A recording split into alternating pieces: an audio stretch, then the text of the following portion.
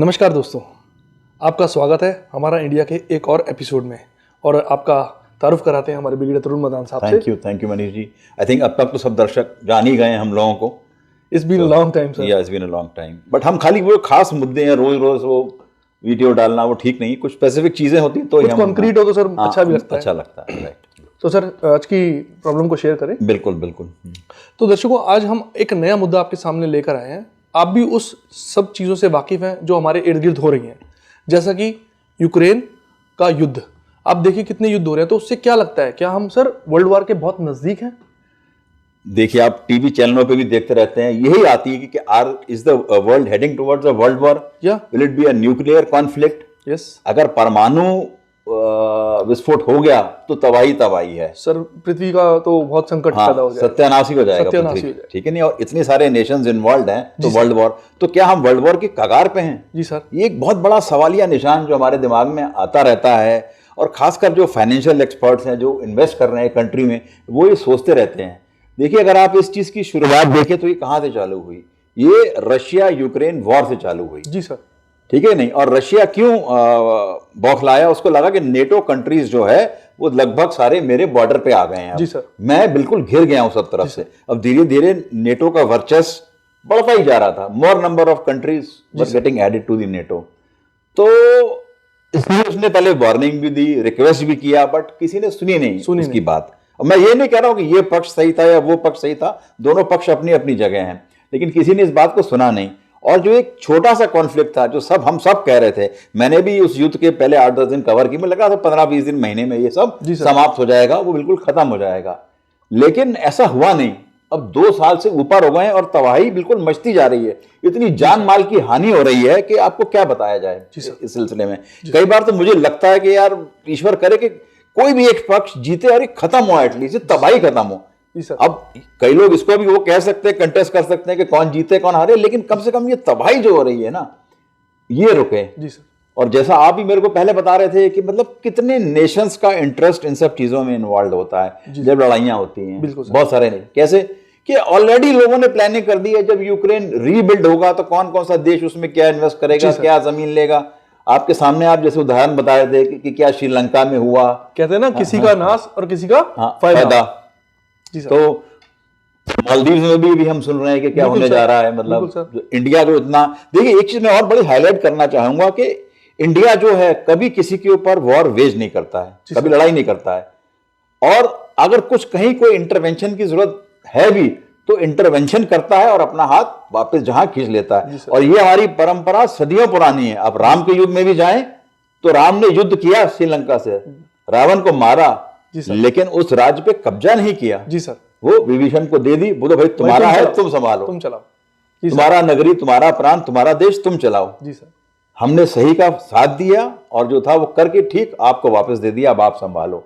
तो अच्छा सर, कई बार मुझे लगता है कि ये कोई इगोइस्टिक वॉर है या फिर डोमिनेंस के लिए वॉर है, वर्चस्व साबित करने के लिए वॉर है, ये क्या है ये? हाँ, पहले भी हमने एक आध वीडियोस में डिस्कस किया है। देखिए, आप ठीक कह रहे हैं, ये वॉर ऑफ ईगोज ही है बेसिकली। जी सर।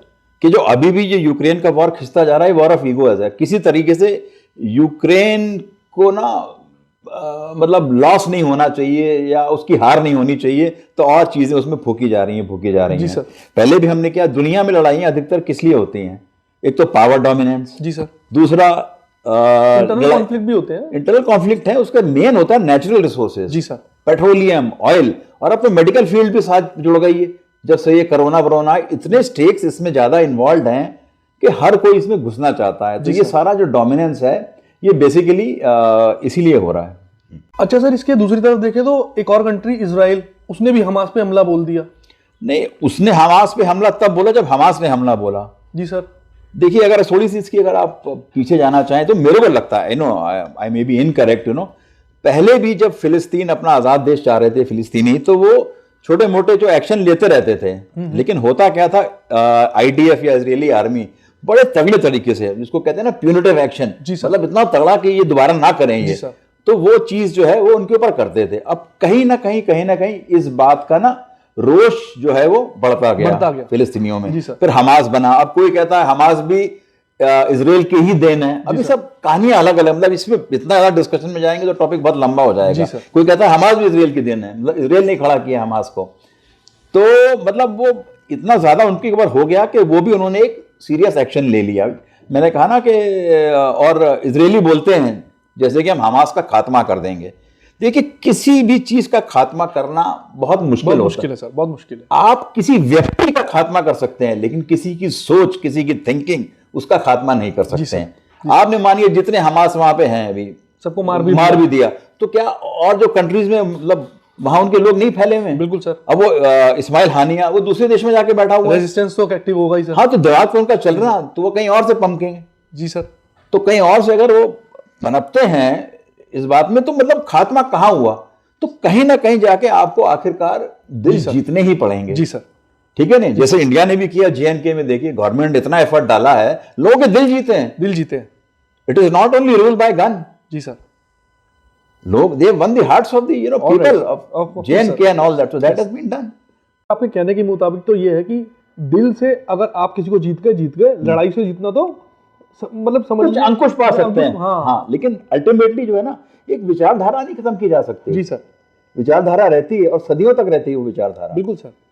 अब हमारी संस्कृति, हमारी परंपरा है, वो सदियों से है, और ये लोग जाके दूसरे देशों में भी बैठ जाते हैं, तो वो विचारधारा तो रहेगी। अभी नहीं उभरेंगे 2, 4, 10 साल बाद। बिल्कुल। मतलब इजराइल का ये कहना कि हम हमास का खात्मा कर देंगे बड़ा मुश्किल है। तो कहीं ना कहीं एक मतलब मिडवे उस पर सोल्यूशन लाना ही पड़ेगा। सर जैसे कि हमने देखा है कि इजराइल तो इतनी बड़ी कंट्री नहीं है, मतलब इन कंपैरिजन रशिया, तो जो बड़ी बड़ी कंट्री है, सुपर पावर्स है, वो क्या रिस्पॉन्सिबल है इसके लिए? बिल्कुल, वो खाते होंगे इन्हें, ऐसा लगता है। मैंने अभी बताया ना, और आपने भी कहा कि ये सारा खेल डोमिनेंस का है कि कौन किस रिसोर्स के लिए या क्या डोमिनेंस चाहता है। तो अगर आप दुनिया में देखो तो आधी मुसीबतें ये सुपर पावर ने खुद खड़ी करी। सुपर पावर्स ने, एक पावर को नहीं कहूंगा, एक पावर नहीं है, सुपर पावर्स ने खुद खड़ी की हुई है। अब रशिया ने भी देखिए एक मास्टर स्ट्रोक खेल दिया है, वो सब तरफ से घिर गया था। जी सर। तो उसने क्या किया, जितने रिसोर्सेज यहाँ आ रहे हैं यूएस के और यूरोपियन कंट्रीज के टुवर्ड्स यूक्रेन, उनको हम डाइवर्ट करें। कैसे डाइवर्ट करें? इजराइल हमास वाला फ्रंट वहां पे खुल गया। जी सर। अच्छा, अब रशिया के जो ग्रुप में है, ईरान है, चाइना है, नॉर्थ कोरिया है, ये तो मेन प्लेयर्स हैं, तो उनने वहां इन्वॉल्व कर दिया। चाइना की आंख यहाँ ताइवान के ऊपर है। जी सर। वहां रेड सी में डायरेक्टली यूएस और उसके अलाइड फोर्सेस इन्वॉल्व हो गए हैं। बिल्कुल इन्वॉल्व हो गए हैं, बिल्कुल। ठीक है नहीं, वो भी हूती से लड़ने के लिए बिल्कुल ठीक कर रहे हैं। वहां हिजबुल्लाह भी बीच में आ गया। तो जितने ईरान के प्रॉक्सी संगठन जिसको कहा जाता है, तो मतलब आपने यूएस को 3-4 फ्रंट में ऑलरेडी इन्वॉल्व कर दिया है। अब ये क्या है, उनके सारे रिसोर्सेज जो है डिप्लीट होंगे, ड्रेन होंगे उनके रिसोर्सेज।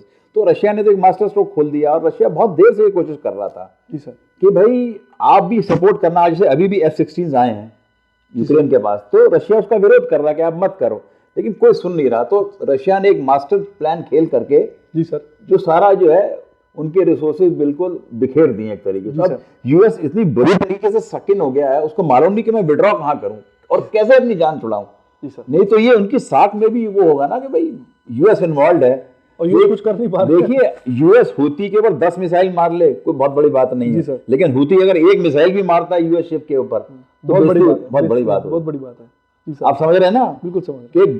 गली का कोई महान गुंडा तगड़ा है, उसने 2-4 लोगों को मार दिया, लेकिन किसी एक यंग लड़की ने उसको एक थप्पड़ भी मार दिया, तो उसकी तो बात खराब होगी, बात खराब हो जाएगी। जी है ना?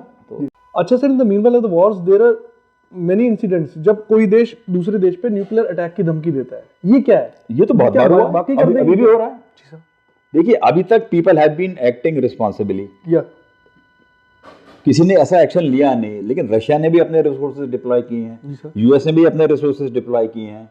मतलब यूएस ने तो इंग्लैंड तक में अपने रिसोर्सेज डिप्लॉय कर। देखिए न्यूक्लियर कैपेबिलिटी सबके पास है, और लोगों का कह देना कि उसके पास 400 है, उसके पास 500 है, मैं कहता हूं जिसके पास 10 भी है वो भी उतना ही हानिकारक और खतरनाक है। Even it is just not a game of numbers, it is the destruction level what they can cause. तो हम तो यही कहेंगे कि भगवान सबको सद्बुद्धि दे, ऐसा ना हो, और मिल के आमने सामने बैठ के आपस में बातचीत करें, ट्रीटी साइन हो जिससे सारा में पीस हो जाए, बस पीस हो जाए। और देखिए भारत एक बहुत बड़ा रोल प्ले कर रहा है, हमारे अच्छे संबंध है, रशिया से भी रहे हैं, यूएस से भी इंप्रूव हुए हैं, ये सारी चीजें ईरान जितने even many students used to study in Ukraine, I heard that. हां बिल्कुल, जितनी मिडिल ईस्ट कंट्रीज हैं, ईरान से भी हमारे अच्छे संबंध हैं। तो इंडिया एक बहुत बड़ा गेम चेंजर हो सकता है। जी सर। और हमारे प्राइम मिनिस्टर साहब तो वैसे ही बड़ा एक्टिव हैं, पूरा विश्व उनको मानता है। जी सर। है ना, जिस तरीके का उन्होंने परचम लहराया है हर जगह, तो कहीं ना कहीं इंडिया एक गेम चेंजर हो सकता है जी सर। और इन सब चीज़ों का खात्मा और अंत हो सकता है और विश्व शांति बनी रहे, हम तो यही कहेंगे। चलिए सर, हम जाते जाते एक बार अपने दर्शकों को कॉन्ग्रेचुलेट करना चाहते हैं क्योंकि आज अबू धाबी के अंदर एक मंदिर का उद्घाटन हुआ है। बिल्कुल बिल्कुल बिल्कुल। तो सर क्या कहते हैं, बाय बाय करें अपने दर्शकों bye bye and please keep watching our channel and keep subscribing to it, और कोई अच्छे मुद्दे हो तो हमें बताइए, हम उनको लेके आएंगे आपके पास। थैंक यू, कीप फॉलोइंग हमारा India. Good bye. Thank you. जय हिंद, जय भारत। जय भारत।